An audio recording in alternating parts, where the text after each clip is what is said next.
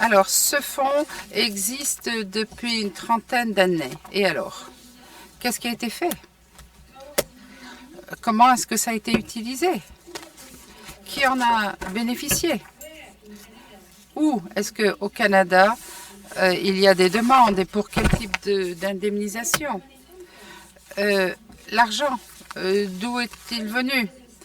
Et quelle est la situation actuelle et comment on en est arrivé là?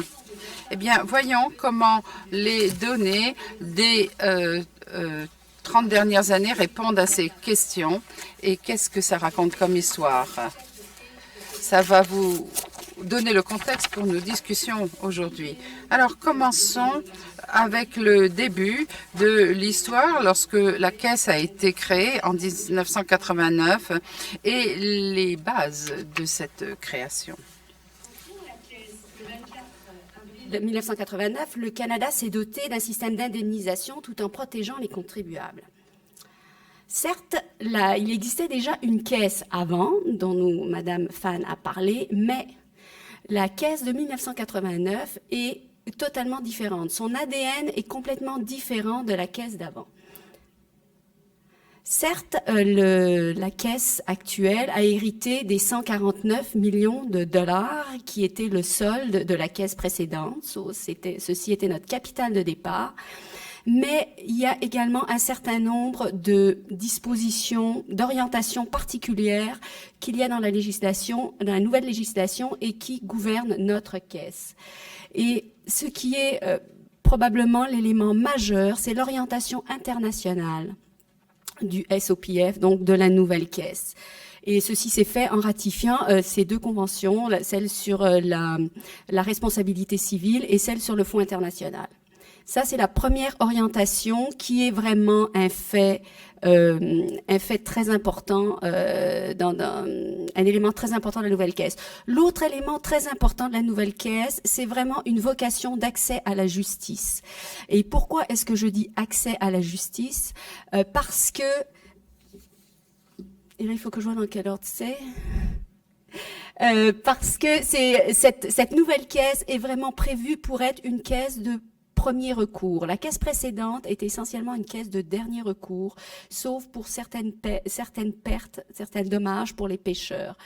Et d'ailleurs, la première caisse avait été relativement peu utilisée pendant ces 18 années d'existence. Il y avait eu juste 21 dossiers dans lesquels elle avait été impliquée. La nouvelle caisse est prévu pour être un fonds de premier recours, c'est-à-dire que les victimes peuvent aller directement devant la caisse sans avoir besoin d'aller d'épuiser leur recours devant les armateurs avant. Donc ça, c'est une dimension d'accès à la justice qui est très importante. Une autre dimension d'accès à la justice qui est importante, c'est que la nouvelle caisse couvre les déversements mystères, c'est-à-dire ceux auxquels on ne peut pas attribuer un déversement pétrolier à un navire particulier et on sait que ça provient d'un navire, on ne sait pas lequel. Donc, dans ces cas-là, les victimes peuvent être indemnisées directement par notre caisse. Et la limite de responsabilité, au départ, était de 100 millions par incident.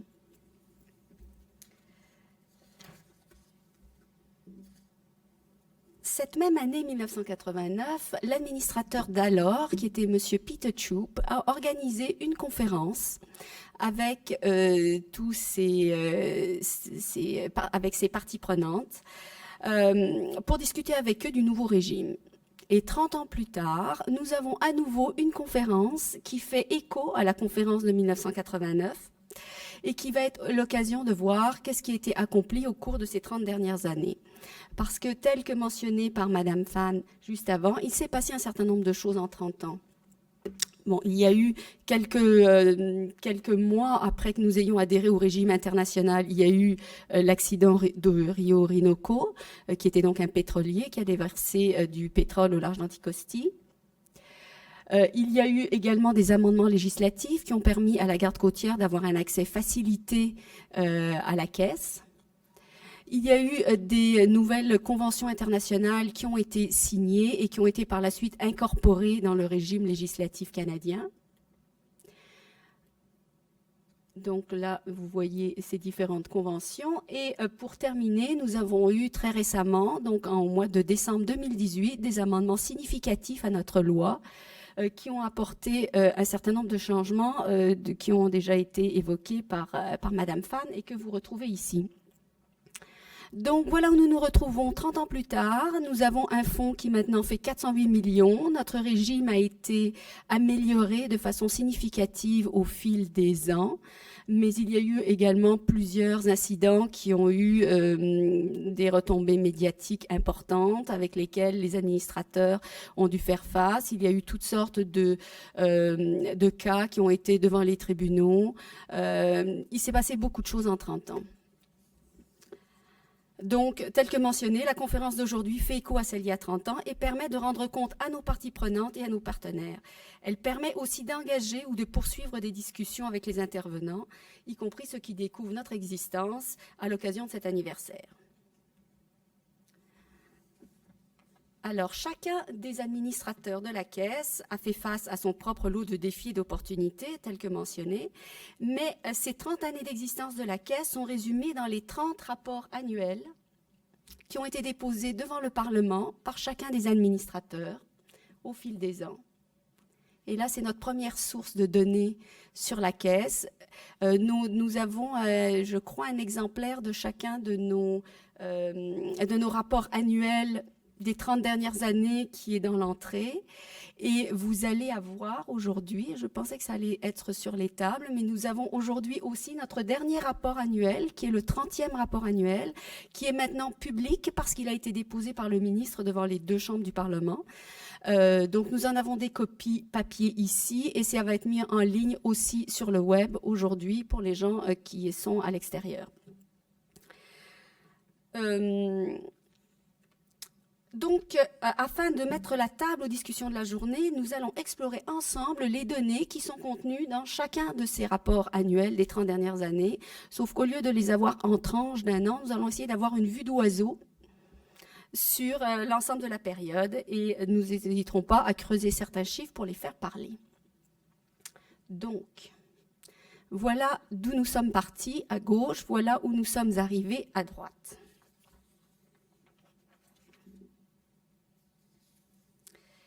Donc, la Caisse est essentiellement un chiffre dans le Fonds du revenu consolidé du Canada. Et ce chiffre est aujourd'hui de 408 millions de dollars. C'est ce chiffre qui va être mon point de départ pour raconter l'histoire de la Caisse. Et quelle histoire est donc derrière ce chiffre? Alors, rien de tel qu'un petit bilan pour raconter l'histoire en concentré. Nous avions 149 millions au départ, 408 millions maintenant. Comment sommes-nous arrivés là? Eh bien, il y a eu des dépenses de 104 millions et des revenus de 363 millions. Et entre-temps, il y a eu plus de 400 cas qui ont été portés, 400 dossiers de réclamation qui ont été portés devant la Caisse. Donc, à première vue, l'histoire de très haut niveau, qu'est-ce qu'elle nous dit? Elle nous dit que en 30 ans, la Caisse a dépensé à peine plus que la limite maximum de responsabilité qu'elle avait sa première année d'existence, qui était 100 millions par incident en 1989. Eh bien, en 30 ans, nous avons dépensé 100 millions, 104 millions pour plus de 400 dossiers et toutes les autres activités qui sont passées auprès de la Caisse et dont nous allons discuter. Ce qui frappe aussi quand on regarde ces chiffres, c'est que nous avons énormément de revenus. Donc notre capital a triplé au cours des 30 dernières années. Alors, si on veut regarder d'un petit peu plus près, qu'est-ce qui s'est passé? Eh bien, nos dépenses se répartissent en dépenses pour les réclamations canadiennes de 25 millions, dépenses de contribution au Fonds international et aussi les frais d'opération. Du côté des revenus, eh bien, nous avons eu ces intérêts de 358 millions. Nous avons eu aussi des recouvrements pour à peu près 5 millions. Et aussi, ce qui doit être prévu dans notre ligne de revenus, ce sont les contributions des contributeurs qui ont été de $0 au cours des 30 dernières années.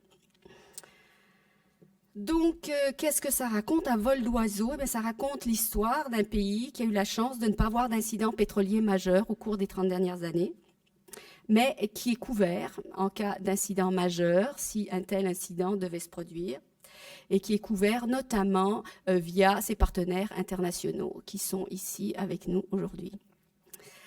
Les cotisations de la Caisse au régime d'indemnisation internationale ont en effet été la principale dépense de la Caisse, comme vous pouvez le voir. Je dois souligner que la diminution de la fréquence des accidents pétroliers majeurs est une tendance mondiale, suite à la mise en place de normes et de systèmes d'inspection au niveau international et au Canada. Alors, je vous suggère de mémoriser ce tableau, car nous allons aller voir de plus près, dans les prochaines diapositives, qu'est-ce qu'il y a derrière chacun de ces chiffres. Alors, commençons par aller voir de plus près qu'est-ce qu'il y a derrière ces 25 millions d'indemnisations de réclamations canadiennes. Alors, ce graphique montre qu'est-ce qui a été payé chaque année pour des demandes canadiennes, et le total étant près de 25 millions. Là, je fais un petit aparté. Dans les brochures que vous avez devant vous, je pense qu'on mentionne le chiffre de 24 millions payés pour des réclamations canadiennes. En fait, le chiffre est de 24 millions,9. Donc, pour les fins de balance de notre balance sheet, nous avons arrondi ça à 25 millions. Alors, ne vous étonnez pas si vous voyez 24 millions dans notre brochure et si on parle de 25 millions ici tout au long de la présentation. Donc, le total étant de près de 25 millions. Ce que vous ne voyez peut-être pas à cause de la distance, c'est que la première ligne, c'est celle du 1 million de dollars de dépenses. Donc, vous voyez que pendant la plupart de la période, les dépenses pour les réclamations canadiennes ont été de moins de 1 million par an. Et pourquoi? Eh bien, parce que, à défaut d'être utilisé pour indemniser des déversements majeurs qui ne sont pas advenue, la Caisse a été utilisée pour indemniser beaucoup de petites demandes qui étaient causées par des petits ou moyens déversements. Et des petits déversements surviennent chaque année à travers le Canada. La plus petite réclamation reçue était pour 217 $ et provenait d'un particulier à la suite d'un déversement mystère. La plus grosse réclamation provenait de la garde côtière pour plus de 4,5 millions de dollars dans le dossier du Choke Determination. C'est elle qui explique en partie le montant record des paiements de cette dernière année. Vous voyez que la dernière année, nous montons jusqu'à 8 millions. En termes de montants payés par la Caisse, seulement 3 accidents ont coûté plus de 1 milliard en indemnisation, tous demandeurs confondus. Alors, le Choke Determination dont on vient de parler et qui est celui que vous voyez en dessous, qui est un accident qui est arrivé en hiver, c'est pour ça qu'il a coûté aussi cher, un incident à Trois-Rivières au Québec en 2014, 4,3 millions dépensés pour les 2 demandeurs qui ont fait des demandes dans la Caisse, face à la Caisse. Le deuxième qui a coûté le plus cher à la Caisse, c'est le Maratassa, celui qui est en haut.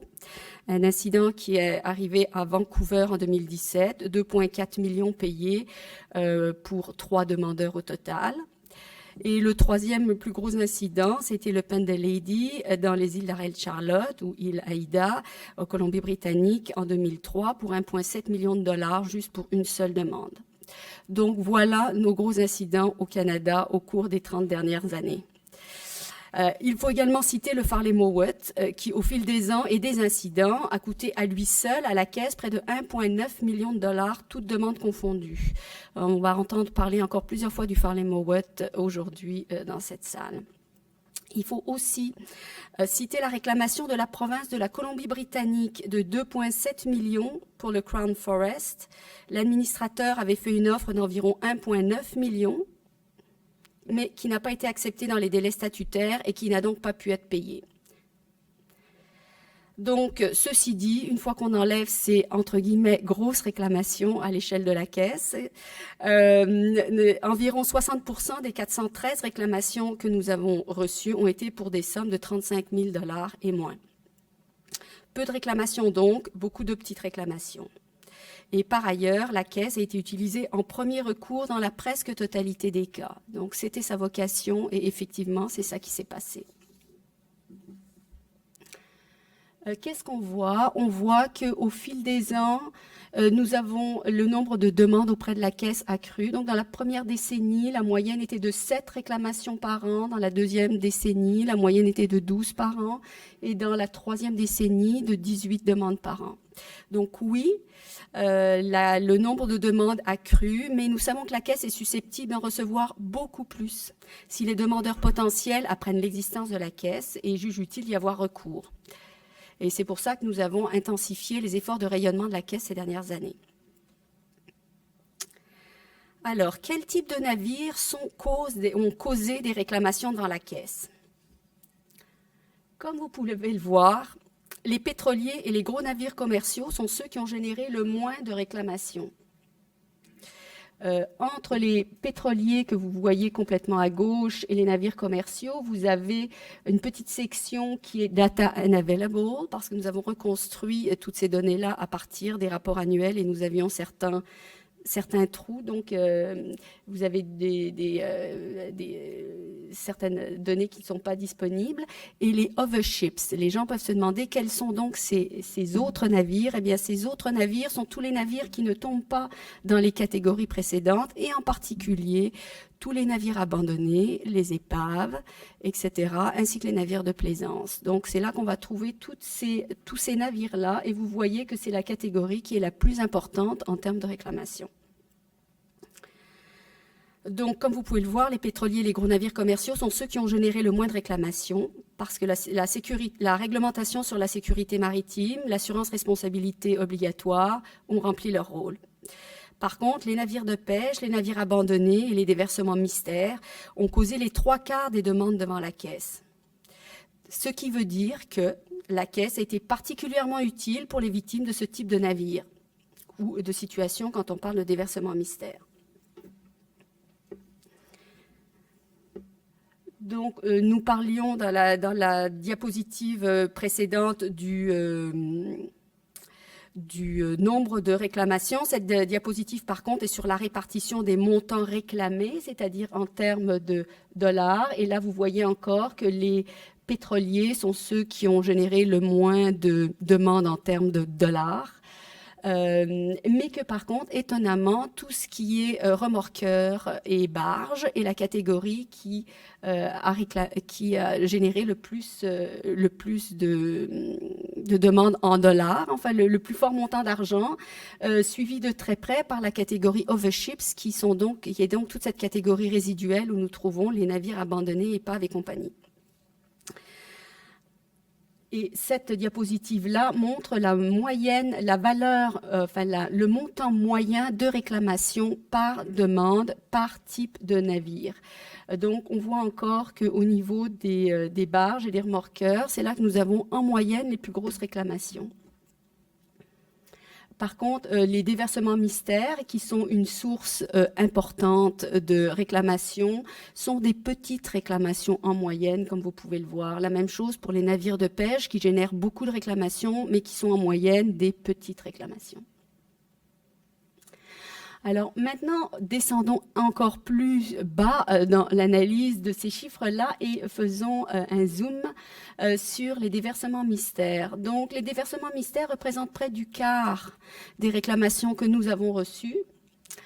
Nous n'avons pas payé des dommages pour ces 93 dossiers parce que certaines demandes n'étaient pas recevables. Nous avons payé pour 77 de ces dossiers et un était encore sous évaluation au 24 avril dernier.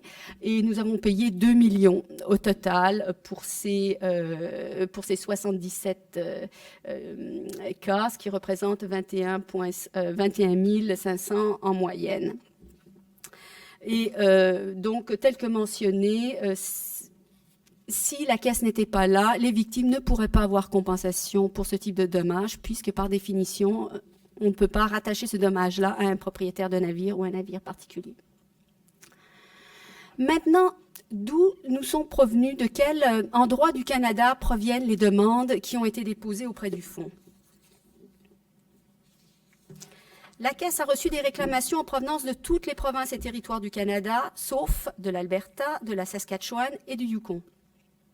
Alors, les bandes bleues sur le graphique indiquent le nombre de réclamations reçues par province au cours des 30 dernières années. Comme vous pouvez le voir, la Colombie-Britannique arrive largement en tête, suivie du Québec, de la Nouvelle-Écosse, de Terre-Neuve-et-Labrador et de l'Ontario. En ce qui concerne la ligne orange sur le graphique, ce sont les montants totaux payés par province par ordre décroissant. Comme vous pouvez le voir, la moitié des réclamations sont provenues de Colombie-Britannique. Le reste, donc, venant essentiellement du Québec pour à peu près un quart et le reste, Nouvelle-Écosse, Terre-Neuve et Ontario. Donc, cette tendance selon laquelle la Caisse a reçu plus de demandes provenant de la Colombie-Britannique que de n'importe quelle province a commencé au début des années 2000. Pourquoi donc ? Eh bien, la réponse va arriver sous peu.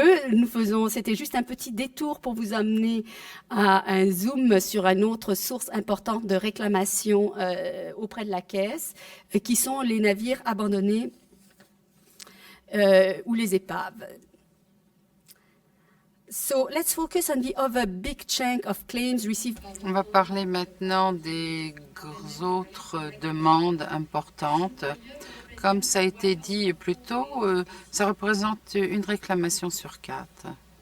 Ces types de réclamations apparaissent dans l'exercice financier 2002-2003. Cette diapositive montre en bleu de 2002 à 2003 jusqu'à maintenant le nombre de ces réclamations et en orange le nombre d'autres réclamations reçues par la Caisse.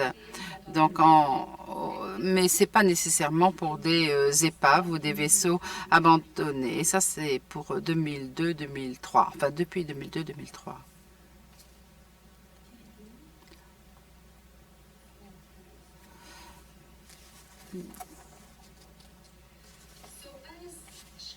Comme vous pouvez voir dans cette diapositive, la plupart des réclamations de ces navires sont venues de Colombie-Britannique. Donc, si vous ne pouvez pas lire la légende, les réclamations de la Colombie-Britannique sont en bleu et le reste du Canada, c'est en orange. Chaque bande représente un intervalle de 5 ans. Donc, premier intervalle 2002-2006 et le dernier, ça représente les 2 dernières années. Donc, comme vous pouvez voir, 73% de ces réclamations viennent de la Colombie-Britannique. Et cela explique pourquoi la Colombie-Britannique est devenue la principale source de réclamation auprès de la Caisse depuis 17 ans. Une autre illustration des bénéfices que le public a retirés de la Caisse en termes d'accès à la justice. Parce que les recours contre les propriétaires de ce type de navire sont longs et difficiles, même quand on est capable d'identifier le propriétaire. Un autre zoom, un zoom sur les demandes causées par les pétroliers. Tel qu'on l'a mentionné au départ, la création de la Caisse en 1989 était concomitante avec l'adhésion du Canada au régime international gouvernant la responsabilité des pétroliers, qui était considéré à l'époque comme un risque majeur de dommages potentiels. Comme nous l'avons vu dans la diapositive précédente, les pétroliers n'ont causé que 13 demandes devant la Caisse en 30 ans. Alors là, cette diapositive-là fait un zoom sur ces 13 réclamations, ce qui représente donc 3% des demandes, et ce qui représentait une exposure totale de 600 000 $ pour la Caisse, soit 1,6% de l'exposure totale de la Caisse, 46 000 $ en moyenne. Alors, que s'est-il passé avec ces 13 réclamations ? Eh bien, seulement 6 réclamations ont donné lieu à des paiements de la Caisse pour un montant total de moins de 400 000 $. Les autres ont été réglés directement par les parties responsables. Et parmi ces 6 réclamations, une a été par la suite identifiée comme déversement mystère dans un port. Donc, après recouvrement dans les dossiers qui n'étaient pas le déversement mystère, mais la Caisse n'a payé en définitive qu'environ 150 000 $ au total, en 30 ans, pour des réclamations causées par des pétroliers, ce qui représente moins de 1% de ce qui a été payé par la Caisse en 30 ans.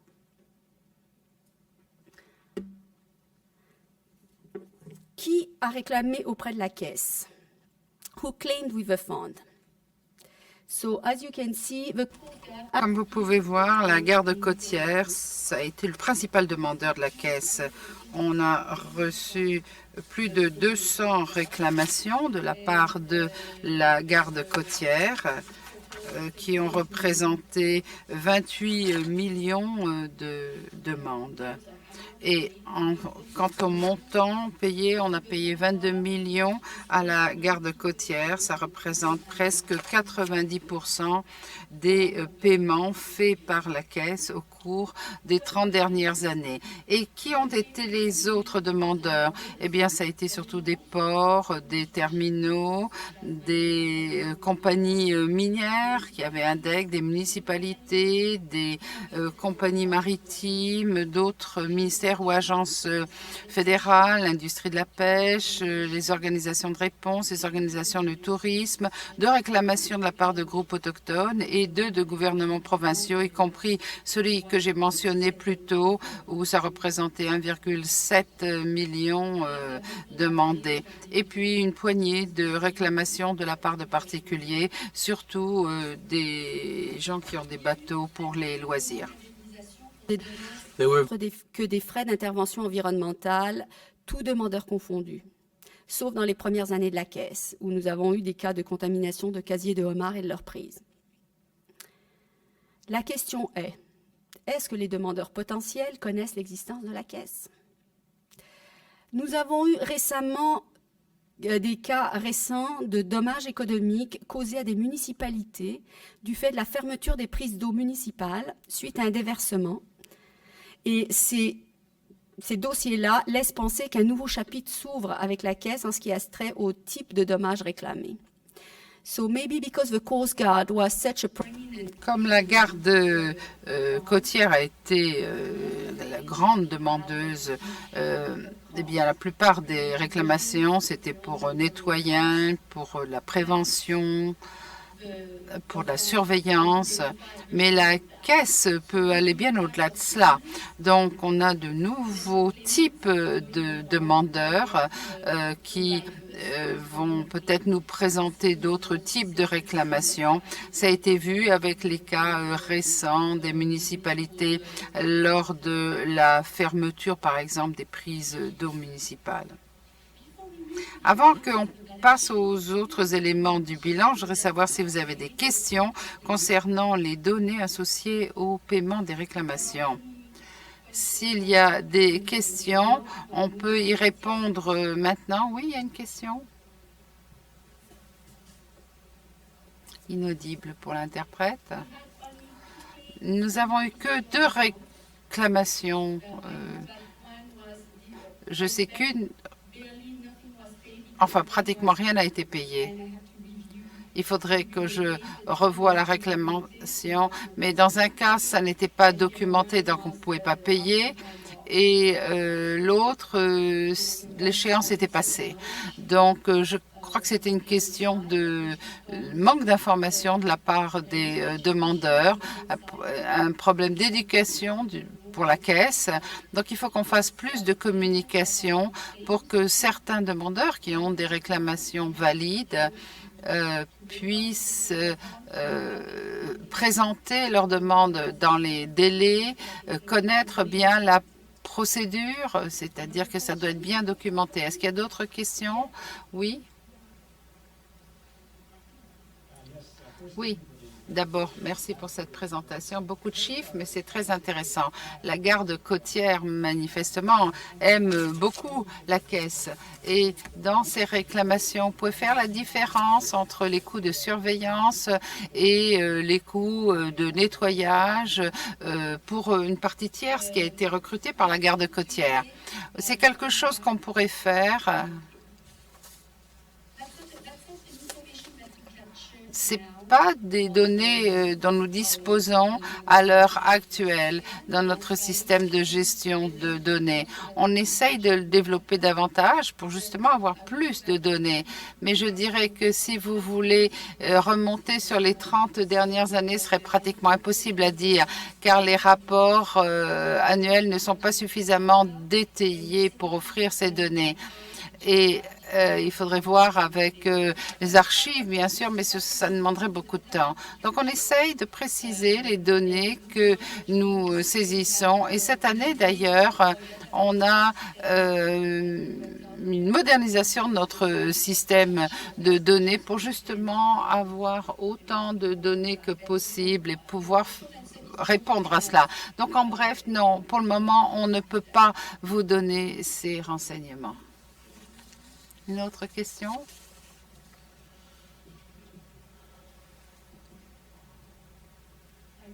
Bonjour. Merci de nous donner ces renseignements. Les déversements mystères, quelles sont les mesures de prévention qui sont prises? Parce que manifestement, c'est très élevé. Qu'est-ce qui est fait pour suivre cela? Et puis, j'ai une deuxième question.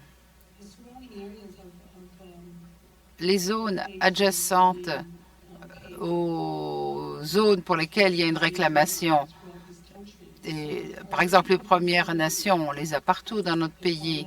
Est-ce que sont pris en compte? Et puis, au plan de l'environnement, les répercussions ne sont pas immédiates. Donc, vous dites qu'il y a des délais pour les réclamations et parfois, elles ne sont pas acceptées parce qu'elles dépassent les délais. Alors, j'aimerais savoir ce que sont ces délais. Alors, votre première question, c'est la surveillance des déversements mystères. Mais on ne fait pas cela. Nous, on est chargé d'indemniser. Donc, s'il y a un événement et qu'il y a des dommages causés, et qu'il y a une réclamation qui nous est présentée, on va l'évaluer et on va indemniser. Mais c'est tout ce qu'on peut faire. Nous, on reçoit les réclamations. Donc non, il n'y a pas de surveillance des versements mystères. Ça, c'est la responsabilité des municipalités, des ports, des autorités, en fait. Et ensuite, nous, on a une réclamation qui nous est présentée, mais on ne fait pas de surveillance. En ce qui concerne les délais, eh bien, pour vous répondre brièvement, parce que ça peut être plus compliqué, mais disons qu'il y a un délai de 2 ans. Donc, gardez cela à l'esprit. 2 ans, ça signifie que vous devez pouvoir présenter quelque chose dans les 2 ans. C'est plus compliqué que cela, mais c'est une petite réponse. Est-ce que c'est tout pour les questions? Est-ce que je peux passer à la suite? Alors, l'essentiel de nos dépenses, donc les 57 millions, ça c'est pour les fonds internationaux d'indemnisation. Et comme ça a été dit, enfin, auparavant, je dois vous dire que voilà comment ça s'est fait au cours des ans. Donc, ce n'est pas un montant forfaitaire chaque année. Ça dépend de ce qui se passe dans les autres régions du monde, s'il y a eu des réclamations. Et tous les acteurs de ces fonds internationaux comme le Canada contribuent. Donc, vous voyez qu'il y a des variations, mais vous voyez aussi que ça diminue. C'était beaucoup plus élevé autrefois et c'est lié à cette diminution du nombre d'incidents avec les pétroliers. Alors, les contributions au FIPOL, c'est plus qu'une assurance. Et je voudrais insister là-dessus. C'est pas qu'on ait payé 57 millions de primes d'assurance dans l'idée de recevoir quelque chose s'il arrivait quelque chose. Alors, oui, c'est une assurance aussi. C'est ce qui est arrivé dans le cas du Rio Orinoco, où 12 millions ont été payés pour indemniser des Canadiens. Mais également, lorsqu'il y a une réclamation au Canada, les FIPOL peuvent intervenir, eh bien, c'est parce que ils font partie de la législation. Et donc là, il y a une opportunité d'expliquer aux juges ce qu'est le régime d'indemnisation internationale. Et il y a d'ailleurs un cas devant les tribunaux à l'heure actuelle, Nathan E. Stewart, et on fait appel aux fonds internationaux. Et une chose importante en se joignant au régime d'indemnisation internationale, le Canada s'est assuré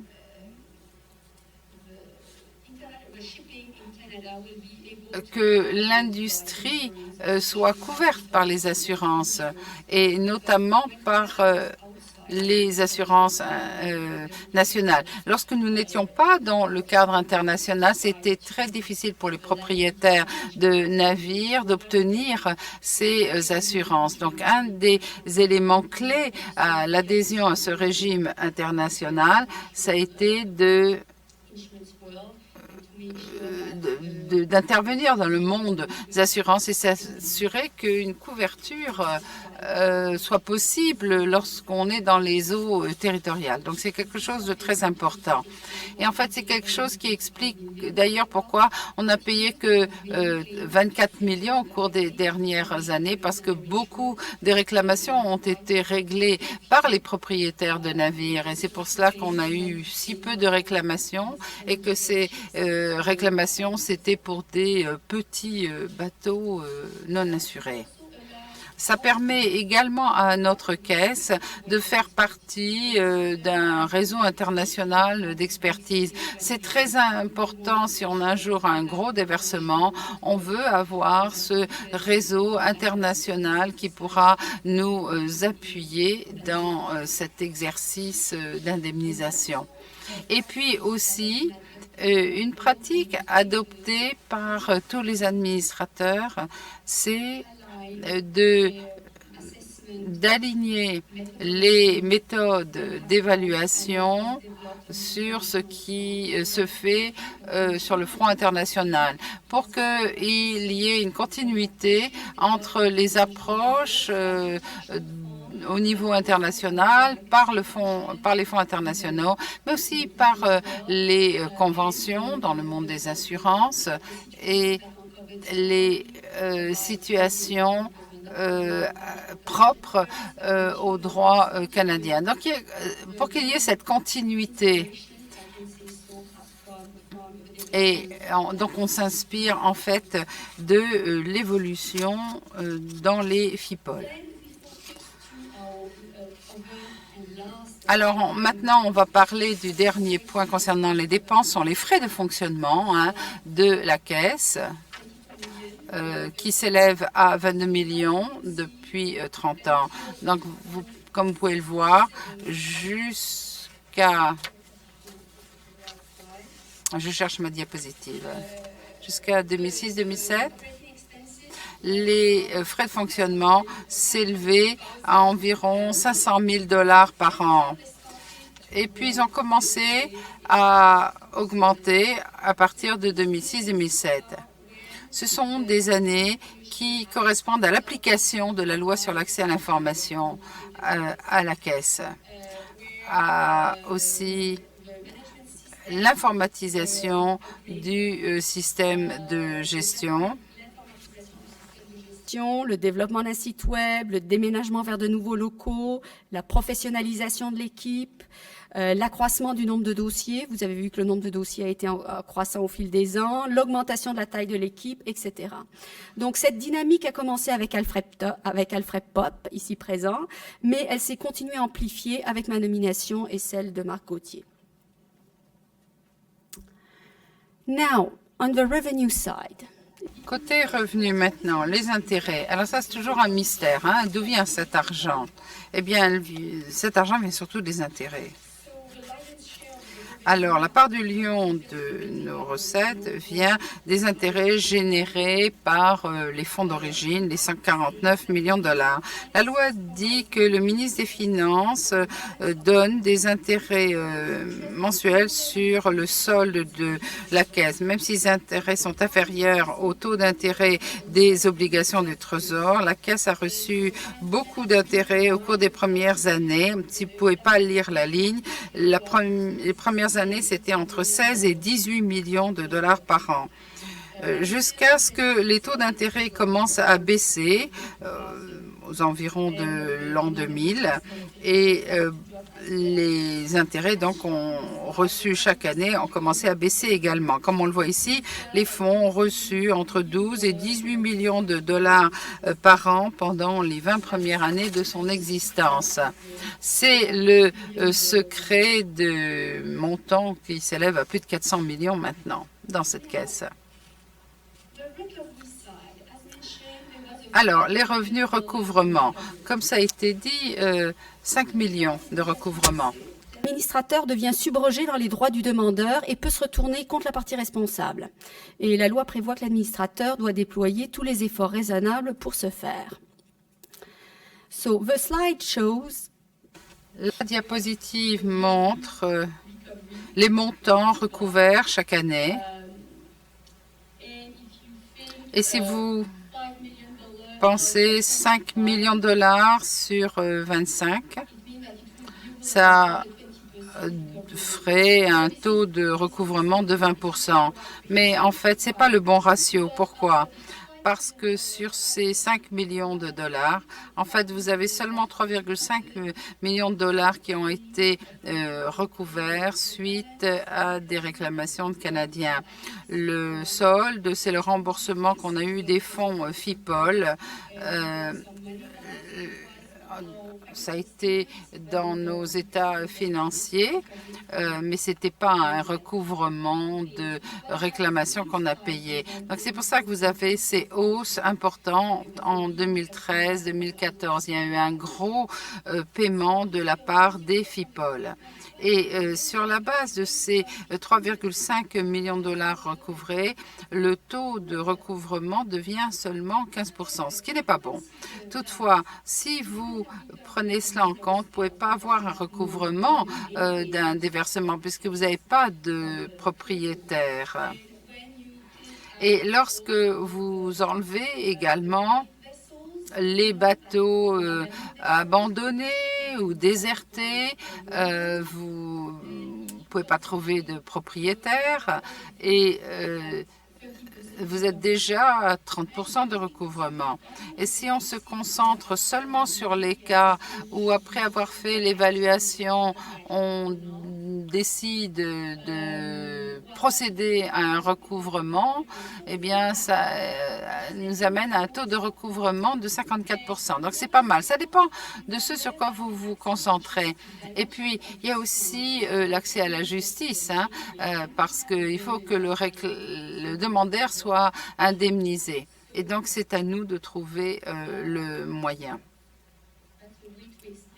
Donc ça, c'est une façon d'expliquer. Ça dépend ce que vous visez. Si vous regardez en bleu, vous voyez certains éléments seulement qui vous expliquent comment on peut avoir des ratios différents. Ça dépend de ce qu'on étudie, de ce qu'on regarde.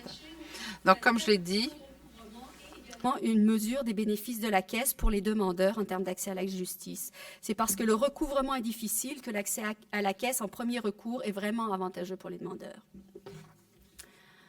Now and before we close, always the mystery. Et maintenant, avant de conclure, il y a la ligne étrange, mystérieuse de $0 de la part des contributeurs. En fait, les contributeurs ont contribué, surtout au début avec la caisse précédente. Il y avait une redevance qui a été perçue jusqu'à 1976, ça représentait 36 millions de dollars et avec les intérêts, c'est comme ça qu'on est arrivé à notre montant de 149 millions de données, d'argent, donc de mise de fonds.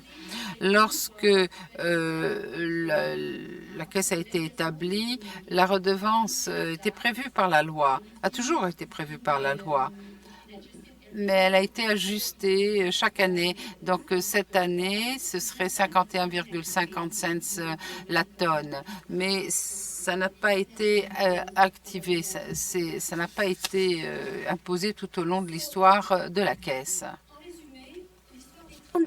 De la Caisse que nous racontent les chiffres contenus au rapport annuel est conforme aux prémices de départ lors de la création du fonds, conforme à son ADN.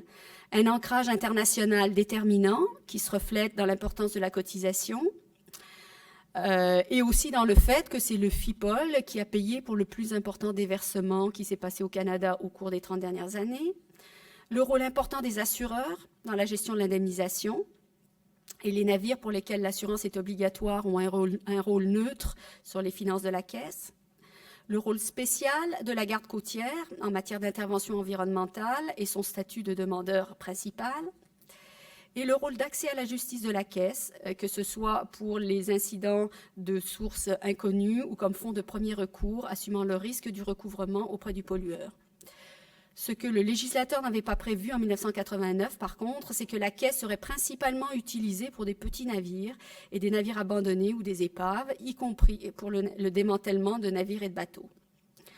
Alors, qu'y a-t-il à fêter aujourd'hui? Eh bien, 30 ans sans déversement majeur, l'argent, les partenariats, l'expertise, si une telle catastrophe devait se produire, la disponibilité des fonds pour indemniser les victimes des multiples petits et moyens déversements qui surviennent régulièrement dans les eaux canadiennes, y compris les dommages purement économiques, les efforts déployés pour faire payer la partie responsable, sans que cela ne retarde l'indemnisation de la victime, l'intensification du rayonnement de la Caisse à travers le Canada et notamment auprès des communautés côtières, et aussi une discussion croissante avec les parties prenantes et les partenaires. Cette année du 30e anniversaire est en effet l'occasion idéale de mieux faire connaître la Caisse et de commencer ou d'approfondir le dialogue. Durant cette 30e année, nous partagerons avec vous un certain nombre d'outils, dont une nouvelle version du manuel du demandeur, des documents de discussion, un recueil électronique 30 ans de décision contenant les résumés des dossiers des demandes, et un autre recueil électronique 30 ans d'histoire qui contiendra entre autres l'information statistique des 30 ans d'activité de la Caisse. Alors inscrivez-vous à notre liste de distribution si vous souhaitez les recevoir. Alors voilà, il reste quelques minutes. Avons-nous des questions?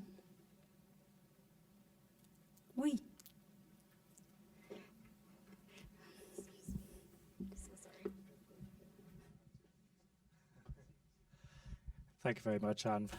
Merci beaucoup, Anne, pour cette très bonne présentation. Voilà ma question. Est-ce que la Caisse a payé pour des réclamations aux États-Unis, enfin transfrontières?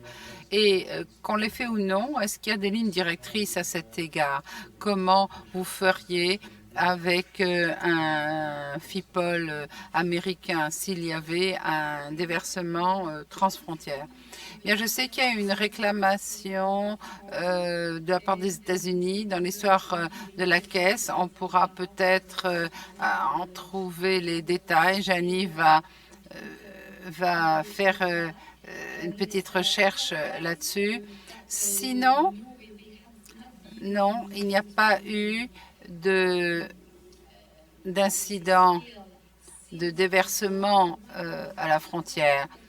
Sauf celui juste avant la Caisse, donc ça relevait de fonds précédents. Et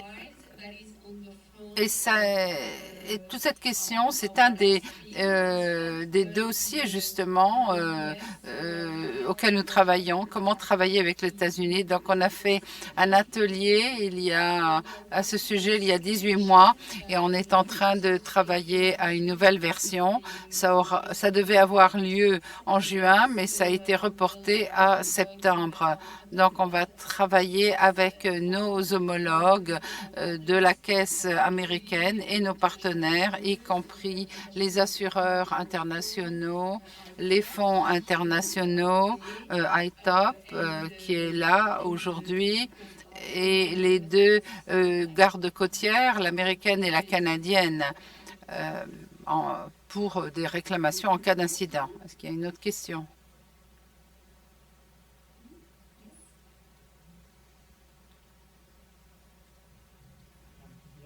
Merci beaucoup pour une très bonne présentation. J'ai une question.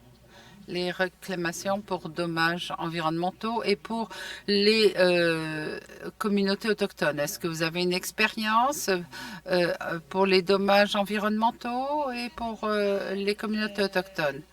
Bien, nous n'avons pas eu... Enfin, je regarde Alfred, qui a plus longue mémoire que moi.